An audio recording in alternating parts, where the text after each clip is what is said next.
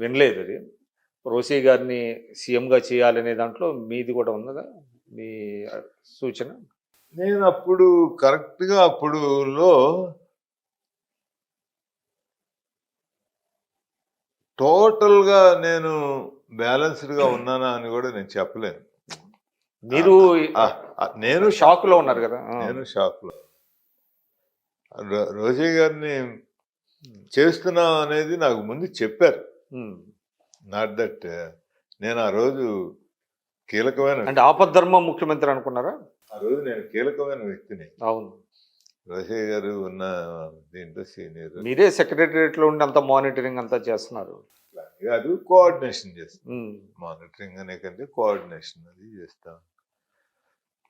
So నాకు తెలుసు చేయబోతున్నారు, చేస్తున్నారు అని చెప్పి. సరే, దాని తర్వాత అప్పుడు ఆ రోజు ఏం అపద్ధర్మ అనేది ఏం చెప్పలేదు. ఇప్పుడు ఇమ్మీడియట్ గా మనకు కావాలి కదా, chief minister place cannot be kept vacant for a long time. లేకపోతే గవర్నర్ రూల్ పెట్టాలి. పెట్టాల్సిన అవసరం లేదు, పరిస్థితి లేదు. పెట్టబోతున్నామని చెప్పారు, మంచిది. అంటే అప్పుడు ఈ సంతకాల సేకరణ అనేది ఒకటి ఇప్పుడుకి అది ఉండదు కదండి. అంటే చేసామని కొంతమంది చెప్పారు అప్పుడు కూడా. బట్ ఆ సేకరణలో జగన్ గారి ప్రమేయం లేదు అని ఒకటి, ఉంది అని ఒకటి అంటారు. పెద్దగా ఉందని చెప్పలేదు, జగన్ తెలుసు జరుగుతూ ఉందని. ఓకే, అంటే వారేమి కావాలి అని అడగటం కానీ అట్లా అయ్యింది. అతనే కావాలి, కరెక్ట్ కాదు. తర్వాత సార్ అంటే జరుగుతూ ఉందనే తెలుస్తారు. ఆ విషయాన్ని పక్కన పెడితే, ఇప్పుడు మీరు రాజశేఖర రెడ్డి గారు చనిపోయిన తర్వాత కూడా ఒక లాయలిస్ట్గా కాంగ్రెస్తో ఉండిపోయారు మీరు. బట్ వేరేజ్ జగన్మోహన్ రెడ్డి గారు ఏమో డిఫై చేశారు పార్టీని. ఆయన పాదయాత్ర అంటే ఏదైతే రాజశేఖర రెడ్డి గారు చనిపోయిన వాళ్ళ ఫ్యామిలీస్ని ఓదార్చడం కోసం ఓదార్పు యాత్ర పెట్టుకున్నప్పుడు అది మీకు రీజనబుల్గా అనిపించలేదా? మీరేమి హైకమాండ్ని కన్విన్స్ చేయలేదా ఇది కరెక్టే? ట్రై చేశారా? డెఫినెట్గా మొట్టమొదటి రోషే గారు కూడా సపోర్ట్ చేశారు దాన్ని. వెస్ట్ గోదావరి, ఖమ్మం డిస్ట్రిక్ట్స్ దీనప్పుడు వెళ్ళమని చెప్పి నేను జగన్ గారు కలిసి వెళ్ళి అప్పుడు రోషే గారిని కలిసి మొదలు పెడుతున్నామని చెప్పాము. మంచిది అన్నాడు. మన దానికి కావాల్సిన భద్రతా ఏర్పాట్లు అవి గవర్నమెంట్ పరంగా. మరి ఎక్కడ డిఫరెన్స్ వచ్చిందండి అధిష్టానానికి వారికి? దీంట్లో రాజశేఖర రెడ్డి గారు చనిపోయిన తర్వాత డిఫరెన్స్, అసలు సిస్టమే పూర్వం ఉన్నట్టుగా లేదు. టోటల్గా ఒక మహావృక్షం కూలిపోయినప్పుడు డిఫరెంట్ ఇవన్నీ జరుగుతూ ఉంటాయి. అంటే మీరు కాంగ్రెస్ ఉండిపోయారు, జగన్మోహన్ రెడ్డి గారు ధిక్కరించడం వల్ల కేసులు పడినాయి అని వారు చెప్పుకుంటారు. ఈ మొత్తం ఎపిసోడ్లో మీరు కొంత సయోధ్య చేయడానికి ప్రయత్నాలు చేయలేదా? నా శక్తి మేరకు నేను చేశాను కానీ రాజశేఖర రెడ్డి గారి వ్యతిరేకులు దానికి డిఫరెంట్గా వాళ్ళు దాన్ని మలుచుకోగలిగారు. కానీ సార్ ఇప్పుడు ఒకటి ఉంది, ఈ కేసుల వల్ల జగన్మోహన్ రెడ్డి గారు ఏదైతే ఫేస్ చేస్తున్నారో ఆ కేసుల వల్ల మరి రాజశేఖర రెడ్డి గారి ఇమేజ్ కూడా దెబ్బతినే పరిస్థితి ఉంది కదా. మరి దాన్ని మీరు ఏ విధంగా డైజెస్ట్ చేసుకోగలిగారు? అంటే కాంగ్రెస్ పార్టీలో కొనసాగుతుంది రాజశేఖర రెడ్డి గారి వ్యక్తిత్వం, రాజశేఖర రెడ్డి గారు ఆయన చేసిన పనుల వలన ఒక దేవుడుగా మిగిలిపోయాడు. ప్రజలు ఆయన్ని ఒక అబోవ్ లెవెల్కి వెళ్ళిపోయాడు. ఆయన ఒక ప్రజల హృదయంలో ఒక నేతగా కాకుండా, ఒక నాయకుడిగా కాకుండా ఒక ఆరాధ్య దైవంగా మారిపోయాడు మెజారిటీ ఆఫ్ ది పీపుల్. అదే అంత ట్రాన్స్ఫర్ అయింది జగన్కి.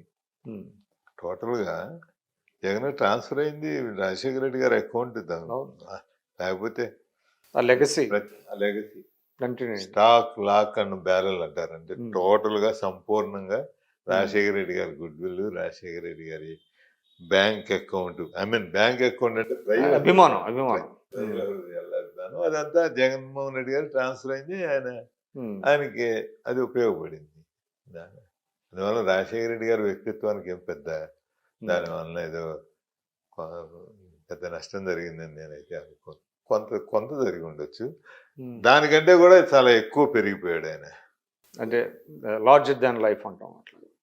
తర్వాత సార్ రాజశేఖర రెడ్డి గారు బతుకున్నప్పుడు ఆయన ఏమి ప్రాంతీయ పార్టీ పెట్టాలని ఏమైనా ఆలోచన ఏమైనా వచ్చిందా ఎవరన్నా?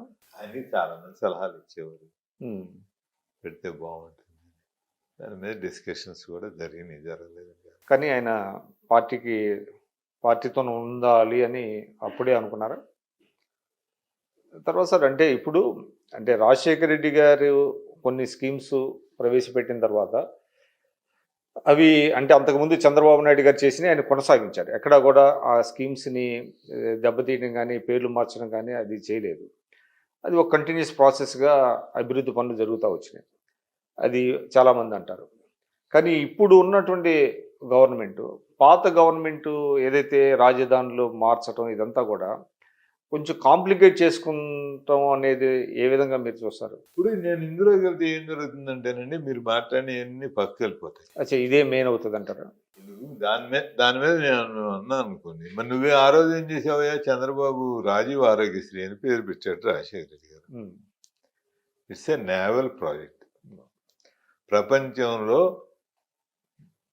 ఒబామా కేర్ కంటే కూడా, ఒబామా హెల్త్ కేర్ కంటే కూడా ముందు ఆంధ్రప్రదేశ్ ప్రభుత్వం రాజీవ్ ఆరోగ్యశ్రీ అనే ప్రాజెక్టు, రాజీవ్ ఆరోగ్యశ్రీ అని పేరు. ఆయన పేరేం పెట్టుకోలేదు రాజశేఖర రెడ్డి గారు, వాళ్ళ నాన్నగారు పేరేం పెట్టుకోలేదు. దివంగత ప్రధానమంత్రి రాజీవ్ ఆరోగ్యశ్రీ అని పేరు పెట్టాడు. ఎందుకంటే దాని పేరు ఎందుకు మార్చడం? ఏం అవసరం పేరు మార్చాల్సిన పని? ఎందుకు? కొత్త ప్రభుత్వం. ఇప్పుడు నేను అందులోకి వెళ్ళామనుకోండి, లేకపోతే పోలవరానికి ఆయన ఇందిరా సాగర్ పోలవరం ప్రాజెక్ట్ అని పేరు పెట్టాడు. I don't want to go in to that controversy. దాంట్లో పోతే మళ్ళీ ఆ రోజు నువ్వేం చేసావు, ఈ రోజు నువ్వేం చేసావు, అప్పుడు ఎందుకు మాట్లాడలేదు, ఇప్పుడు ఎందుకు, ఇవన్నీ వస్తాయి. ఇప్పుడు మనం మాట్లాడినవి అసలు ఏమి కనపడవు. సో అంటే ఎవరు చేసినా అది మంచి సాంప్రదాయం కాదండి. అది ఎవరం చేసినా సరే అది మంచి సాంప్రదాయం కాదు. ఒక మహానాయకుడు పేరుతోటి, ఒక పేరుతోటి స్టార్ట్ చేసిన రేట్లని కూడా ఎవరు మార్చినా. అంటే ఇంకొకటి కూడా ఉందండి, అంటే నేనైనా ఇంకోటి అంటే రాజశేఖర రెడ్డి గారు ప్రతిదానికి కూడా రాజీవ్ గాంధీ గారి, ఇందిరాగాంధీ గారి పేర్లు పెట్టారు తప్ప ఈ రాష్ట్రంలో ఉన్నటువంటి పొట్టి శ్రీరాములు గారు, ప్రకాశం పంతులు గారు ఇట్లాంటి వాళ్ళ పేర్లు పెట్టలేదు అనేది కూడా ఉంది. మీరు బాగా చెప్పారండి.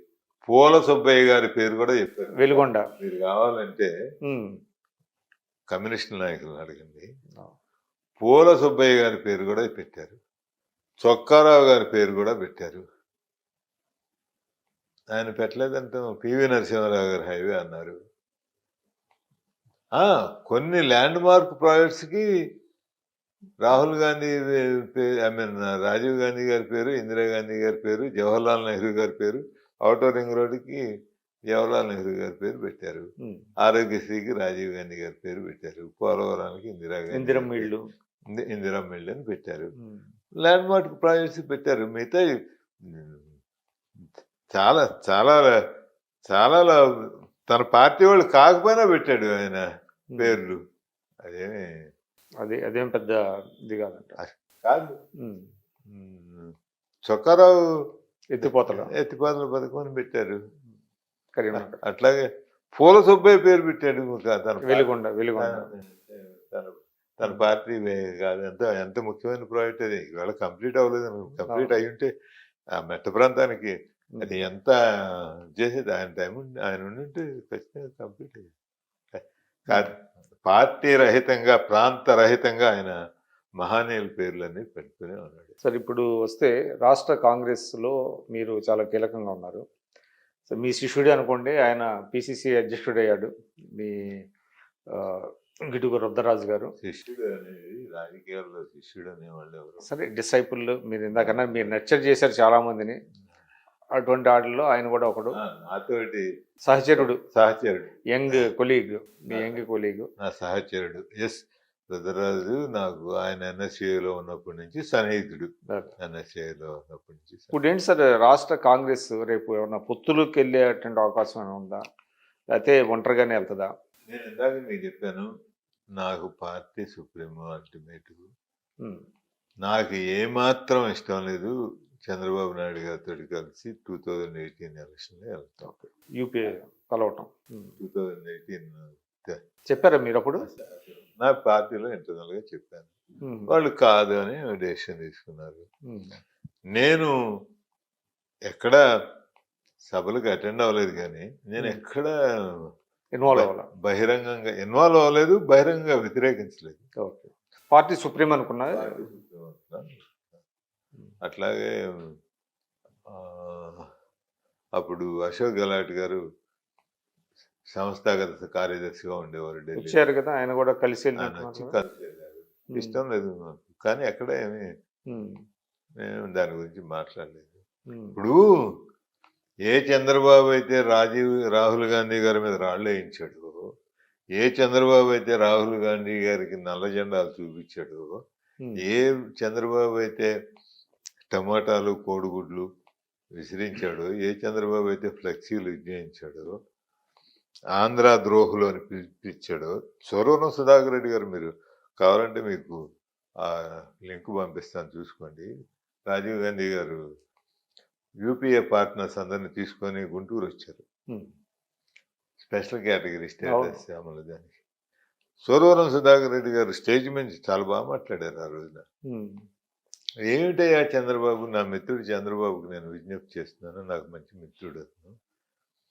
ఆంధ్ర ద్రోహులారా వెనక్కుపోండి అని అనిపించావు. ఏమిటి మేము చేస్తున్న ద్రోహం? ఆంధ్రాకి స్పెషల్ కేటగిరీ స్టేటస్ కావాలని అడగటం కదా మేము, అదే కదా మేము చేస్తున్న ద్రోహం అని ఆయన మళ్ళీ వాళ్ళ చంద్రబాబు గారు ఆయన వాళ్ళ పార్టీ కలిసే ఉన్నారు, అది వేరే విషయం. దాంట్లో మనం డిఫరెంట్ పార్టీ డెసిషన్ అంటే కాంగ్రెస్ పార్టీలో ఇట్లాంటివి చాలా జరిగినాయి కదా సార్, గతంలో కూడా జరుగుతూ ఉంటాయి. చెన్నారెడ్డి గారు బయటకు వెళ్ళారు, మళ్ళీ ఆయన్ని తీసుకొచ్చి పిసిసి ప్రెసిడెంట్ 89లో ముఖ్యమంత్రిని చేశారు. అదే జరుగుతూ ఉంటాయి అంటున్నాను.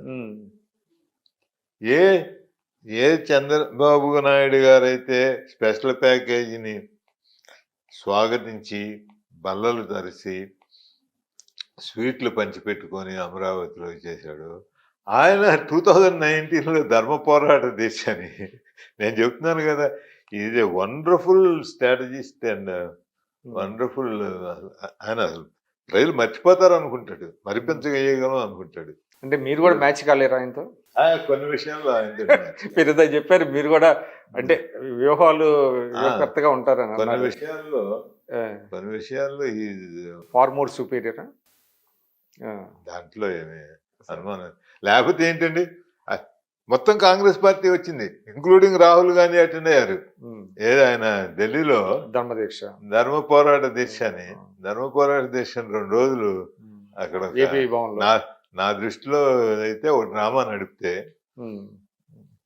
సోనియా గాంధీ గారు తప్ప, ఇన్క్లూడింగ్ మన్మోహన్ సింగ్, రాహుల్ గాంధీ కనీసం ఒకసారి వచ్చారు ఏపీ భవన్కి. నేను ఒక్కడే వెళ్ళా, ఢిల్లీలో ఉండి. నా పార్టీ వాళ్ళు కూడా, నేను సిట్టింగ్ ఎంపీని, యాక్టివ్ ఎంపీని, చాలా యాక్టివ్గా ఉండేవాడిని. పార్లమెంట్ లో నేను, నాది రికార్డు. మీరు రోజంతా నిల్చున్నారు కదా? రోజు కాదు, మొత్తం సమావేశాలు అయిపోయే వరకు నిలబడేవాడిని, వెళ్ళేవాడిని. ఒక స్టేజ్ లో నన్ను పార్టీ డిజోన్ చేసింది, అనే మా పార్టీని రిప్రజెంట్ చేయట్లేదని కూడా డిజోన్ చేసింది. మీరు ప్లకార్డు పట్టుకొని ఉండేవాడిని రోజంతా. నేను ఇన్ని రోజులు దీనికోసం పోరాటం చేస్తే మీరు నన్ను సపోర్ట్ చేయకుండా, ఈవేళ ఆయన వచ్చి అదే ఇష్యూగా ఆయన వచ్చింది అదే ఇష్యూ కోసమేగా నేను 14 నుంచి 19 వరకు రోజు ప్రతి సెషన్లోనూ నా నడుము పోయేటట్టు, నా ఇది పోయేటట్టు నేను నిలబడింది. ఒక స్టేజ్లోనేమో నన్ను డిజోన్ చేసామన్నారు.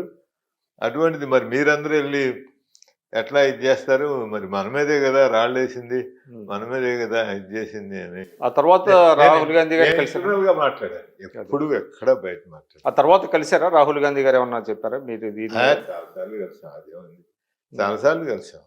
ఈ పర్టికులర్ ఇష్యూ మీద ఆయన ఏమైనా రిగ్రెట్స్ ఫీల్ అయ్యారా? చెప్పకూడదు, ఐ కాంట్ టాక్. డిస్క్లోజ్ చేయకూడదు. సరే ఇంకా ఎందుకు? తర్వాత రఘువీరారెడ్డి గారు పిసి ప్రెసిడెంట్ గా ఉన్నప్పుడు మేము చాలా ఉద్యమాలు నడిపాంగా మళ్ళీ. తర్వాత సార్ ఒక లాస్ట్ క్వశ్చన్, ఇది కూడా ప్రజలకు తెలియాలి. కిరణ్ కుమార్ రెడ్డి గారిని తప్పించి అంటే 2013 ఆ సమయంలో చిరంజీవి గారిని సీఎం చేయాలనే ఒక ప్రపోజల్ ఏమైనా వచ్చిందా అప్పుడు అనుకున్నారు? నాకు తెలుసు, నాట్ టు మై నాలెడ్జ్, ఉందేమని నాకు తెలియదు. అన్ని పార్టీలో జరిగేవన్నీ నాకు తెలియదు. మీతో కన్సల్టేషన్ ఉండేది కదా? నాతో కన్సల్టేషన్ ఉండేది. ఈ పర్టికులర్ పాయింట్ నాతో ఎప్పుడు ఎవరు అంటే కిరణ్ కుమార్ రెడ్డి గారిని సీఎం చేసేటప్పుడు కన్సల్ట్ చేశారా? లేదు. అది కూడా అప్పుడు. సో అంటే రాజశేఖర రెడ్డి గారు చనిపోవడంతోనే హైకమాండ్ మిమ్మల్ని కూడా కొంచెం దూరం పెట్టింది అనుకోవాలి. ఒక స్టేజ్ లో నేను జగన్ తోటి ఉంటానా హైకమాండ్ తోటి ఉంటానా అని ఒక చర్చ రాజకీయ వర్గాల్లో జరిగింది. జరిగిన తర్వాత అప్పుడు కొంత హైకమాండ్కి నా మీద పూర్తి విశ్వాసం లేదేమో అనే వాతావరణం బయట ఉందని నాకు కొంతమంది చెప్తా ఉండేవాళ్ళు. ఓకే, అంటే 2012 తర్వాత దాంట్లో మనమేమి ఆ వాళ్ళని తప్పు పట్టుకోవడానికి లేదు. ఎందుకంటే నాకు రాజశేఖర రెడ్డి గారి ఫ్యామిలీకి ఉండే సంబంధాలను బట్టి ఇప్పుడు మమ్మల్ని ఇద్దరు సహజం, అది చాలా సహజం. దాంట్లో దాని గురించి మనమేమి అనుకోవడానికి తప్పు పట్టాలి. సో లాస్ట్ సార్ చాలా సమయం మీరు వెచ్చించారు. ఇప్పుడు మీ డైలీ రొటీన్ ఏంటి? నేనండి రోజు 11 గంటలకు ఆఫీస్కి వస్తాను. ఈ ఇల్లు అందరికీ తెలిసింది కాబట్టి దీన్ని ఆఫీస్ కింద సందర్శకులు వాళ్ళందరూ వచ్చి ఊళ్ళో బయట నుంచి వచ్చేవాళ్ళకి ఇక్కడ 1:30 ఒక రోజు కనుక సందర్శకులు ఉంటే 2-2:30, ఐ మీన్ డిపెండ్. ఒక రోజు ఎవరు ఉండరు.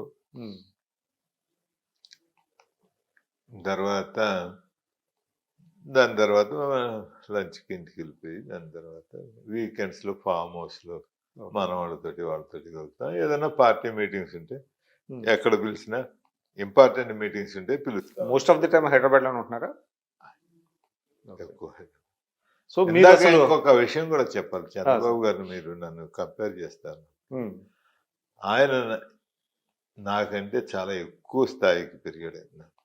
మీరు రాజశేఖర రెడ్డి గారు చంద్రబాబు గారు అంటే రాజశేఖర రెడ్డి గారిని చంద్రబాబు గారిని కంపేర్ చేయగలిగిన స్థాయి నాయకులు కానీ, నేను ఒక నాయకుడిగా కానీ ఒక దీంట్లో కానీ వాళ్ళ లెవెల్ ఒక వ్యక్తిగా నేను వాళ్ళతోటి ఈక్వల్ గా అంటే ఒక వ్యూహకర్తగా ఇప్పుడు పెద్ద లీడర్లకు కూడా వ్యూహకర్తలు ఉంటున్నారు, వాళ్ళని హైర్ చేసుకుంటున్నారు. అంటే ఇప్పుడు వస్తున్నది, గతంలో ఉండేవాళ్ళు కాదు, పార్టీలో ఉండేవాళ్ళు. వాళ్ళకి జనాకర్షణ లేకపోవచ్చు, క్రౌడ్ పుల్లర్ కాకపోవచ్చు, పెద్ద నాయకులు కాకపోవచ్చు, కానీ బట్ వాళ్ళ వ్యూహాలను పార్టీ బ్రహ్మాండంగా ఉపయోగించారు. దీంట్లో నేను అన్నాను అంతవరకు ఓకే. బట్ నేను ఆయన స్థాయి వేరు. ఇవాళ నా స్థాయి, నన్ను నేను ఆయనతో కంపేర్ చేసుకోవటం.